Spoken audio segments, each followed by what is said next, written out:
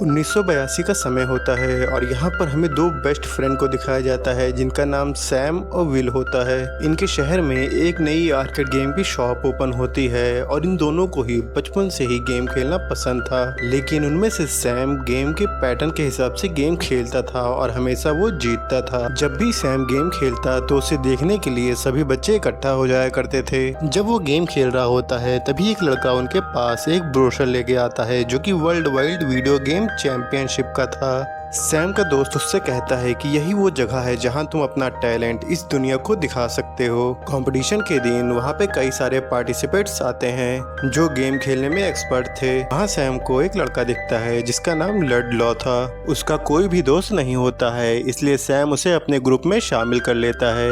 लडलॉ को लेडी लीसा बहुत पसंद होती है जो कि एक गेम कैरेक्टर है। चैंपियनशिप में हम एक और लड़के को देखते हैं जिसका नाम एडी होता है। वो भी गेमिंग में एक्सपर्ट था और वो कई सारे गेम्स का चैंपियन भी था, लेकिन वो खुद को कुछ ज्यादा ही ओवर स्मार्ट समझता है और वो सोचता है कि उससे बेहतर यहाँ पर कोई नहीं है। चैंपियनशिप शुरू होने से पहले यहाँ पर होस्ट बताते हैं कि यहाँ पर जो भी सारे गेम्स खेले जाएंगे उन सभी की रिकॉर्डिंग होगी और यहाँ पर नासा के साइंटिस्ट और गिनीज वर्ल्ड रिकॉर्ड वाले भी आए हैं और नासा के साइंटिस्ट इस गेम की रिकॉर्डिंग को स्पेस में भेजेंगे ताकि अगर स्पेस में कोई भी इस वीडियो गेम की क्लिप को देखे तो वो अर्थ के बारे में जान सके। चैंपियनशिप शुरू होती है और सभी बच्चों को अलग अलग गेम खेलने के लिए दिए जाते हैं और लास्ट में फाइनल मैच एडी और सैम का होता है। मगर इन्हें जो गेम दिया गया था एडी उसमें पहले से ही एक्सपर्ट होता है, लेकिन गेम स्टार्ट होने के बाद दोनों ही काफी अच्छा गेम खेल रहे थे। एक टाइम पर एडी को लगता है कि सैम गेम जीत जाएगा, इसलिए वो उसका ध्यान भटकाने के लिए कुछ ऐसी बातें बोलता है जिससे उसका माइंड डिस्ट्रैक्ट हो जाता है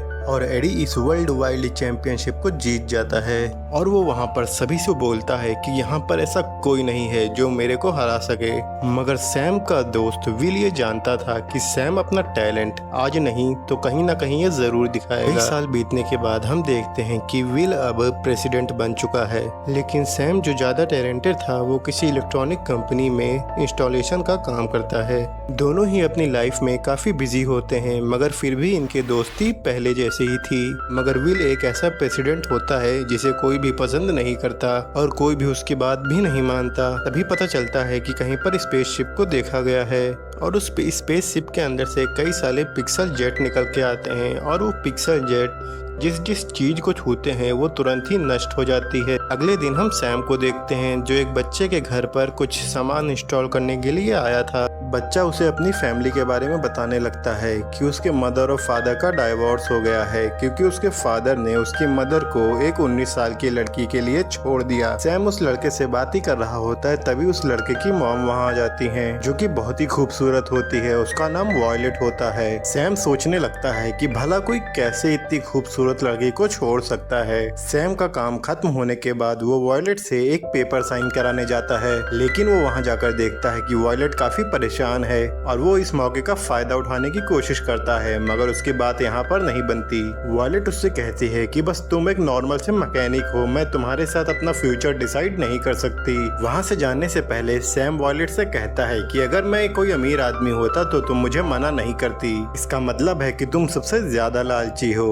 तभी सैम के पास विल का फोन आता है और वो उसे तुरंत ही व्हाइट हाउस आने को बोलता है। वो जा ही रहा होता है तभी उसे वॉयलेट की कार दिखती है। उसे लगता है कि वॉयलेट उसका पीछा कर रही है, लेकिन वो एक कर्नल होती है इसलिए उसे भी व्हाइट हाउस बुलाया गया था। सैम वहाँ पहुँचते ही विल से पूछता है कि आखिर क्या हुआ, तुमने इतनी अर्जेंट में मुझे यहाँ पर क्यों बुलाया है। तब विल उसे उसी अटैक का वीडियो दिखाता है जो पिछली रात को हुआ था। सैम देखता है कि जो सैटेलाइट वीडियो के अंदर मिलिट्री के ऊपर हमला किया है वो जिस चीज से हमला किया है वो इम्पॉसिबल है। विल ने सारे सीक्रेट सिक्योरिटी को यहाँ पर मीटिंग के लिए बुलाया होता है, साथ ही साथ उसके ऊपर ये भी रिस्पॉन्सिबिलिटी होती है कि इस मीटिंग में कौन कौन आएगा। सैम मीटिंग में आता है तो यहाँ का जो हेड होता है उसको सैम का यहाँ आना अच्छा नहीं लगता, लेकिन बाद में सैम यहाँ सबको बताता है इस वीडियो में जो हमला हुआ है वो एक पुराने गेम के पैटर्न जैसा लग रहा है। वो बताता है कि ये गेम की पैटर्न की तरह है जो 1986 में खेला जाता था।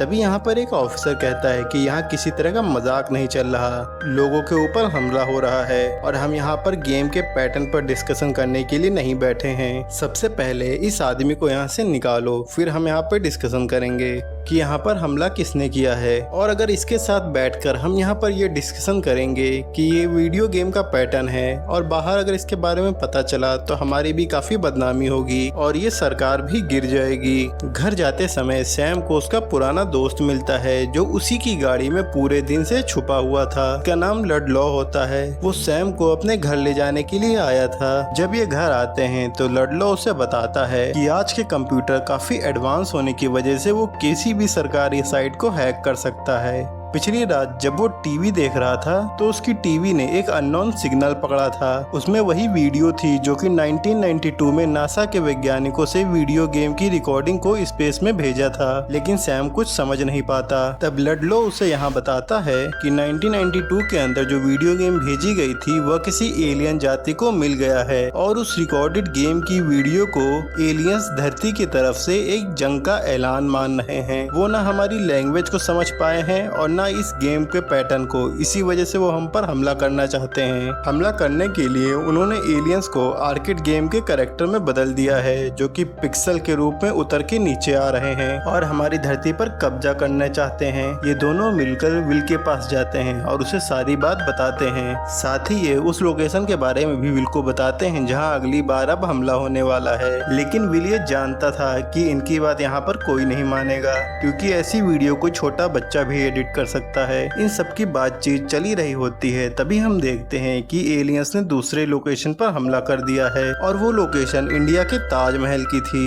एलियंस के अटैक की वजह से ताजमहल आधा टूट चुका था और इसी के साथ एलियन रिवॉर्ड के तौर पर यहाँ से एक लड़के को भी उठा ले जाते हैं। इस अटैक के वजह से विल पूरी तरह से शॉक था, इसलिए वो सैम को एक एग्जामिनेशन सेंटर में ले जाता है और वहाँ पर फिर से उसकी मुलाकात वॉयलेट से होती है। वो उसे पिक्सल के बारे में बताती है कि आखिर हम उसे कैसे डिस्ट्रॉय कर सकते हैं। सैम इस टेक्नोलॉजी को और बढ़ाने के बारे में कहता है और उसमें कुछ मॉडिफिकेशन भी करने को कहता है ताकि पिक्सल को पूरी तरह से डिस्ट्रॉय किया जा सके। अब जो अगली अटैक लोकेशन का पता चला है वो लंदन के एक पार्क की होती है। सभी मिलकर एक मीटिंग करते हैं। सभी फोर्स को ट्रेनिंग दिया जाने वाला था पर सैम यहाँ पर सबको गेम खेलने की ट्रेनिंग देता है और वो सभी फोर्स को कहता है कि आपको इस गेम के पैटर्न को याद रखना होगा क्योंकि एलियंस गेम के पैटर्न के हिसाब से ही हमला करते हैं। फिर ये लोग उस लोकेशन पर पहुंच जाते हैं जहाँ पर हमला होने वाला था और ये लोग उस लोकेशन से सबको ये बोलकर खाली करवा देते हैं कि यहाँ पर एक शूटिंग होने वाली है और फिर एलियंस हमला कर देते हैं और गेम स्टार्ट हो जाती है। मगर जो फोर्स थी उसको जैसे सैम ने बताया था वो उस पैटर्न के हिसाब से हमला नहीं कर पा रही थी। इस वजह से सैम खुद गन उठा लेता है और वो हमला करने लगता है और वो लडलॉ को भी उसके साथ देने को बोलता है। दोनों मिलकर इस गेम को जीत जाते हैं और रिवॉर्ड के तौर पर उनको एक पिक्सल कैरेक्टर भी मिलता है और अब एलियन उन्हें फिर से एक संकेत देते हैं कि अब जो गेम होगा वो लास्ट गेम होगा और अगर इंसानों को अपनी धरती बचानी है तो उनको ये लास्ट गेम में जरूर जीतना होगा, तभी इस धरती को वो बचा पाएंगे। और इसीलिए वो एडी के पास जाते हैं जो कि वर्ल्ड चैंपियन था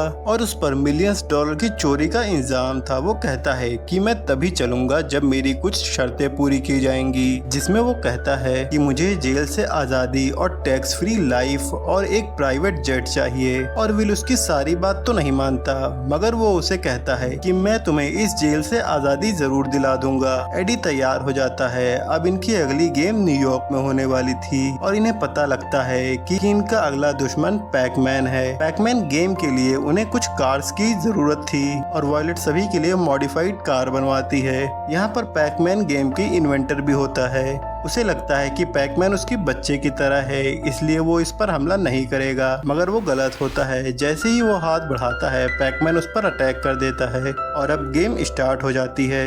एडी को इस गेम का पैटर्न पता था इसलिए वो 2 बार पैकमैन को हरा देता है और जब उसे लास्ट बार मारने जाता है तो पैकमैन रास्ता बदल देता है और एडी पानी में गिर जाता है। अब पूरे गेम की जिम्मेदारी सैम पर थी और आखिरकार सैम अपनी पूरी स्किल से लास्ट चांस को जीत जाता है।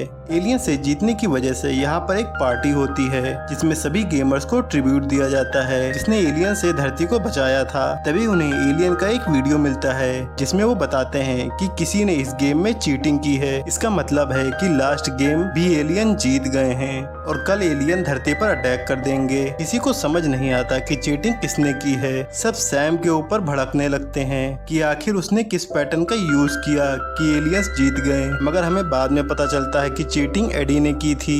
वायलेट के बेटे ने एडी के चश्मे में चीट कोड को देख लिया था, जिसकी हेल्प से एडी गेम जीतता था। एलियन वायलेट के बेटे को भी अपने साथ ले जाती है और अगले दिन एलियन अटैक कर देते हैं। चारों तरफ फिक्सल कैरेक्टर होते हैं जो सब कुछ डिस्ट्रॉय कर रहे थे।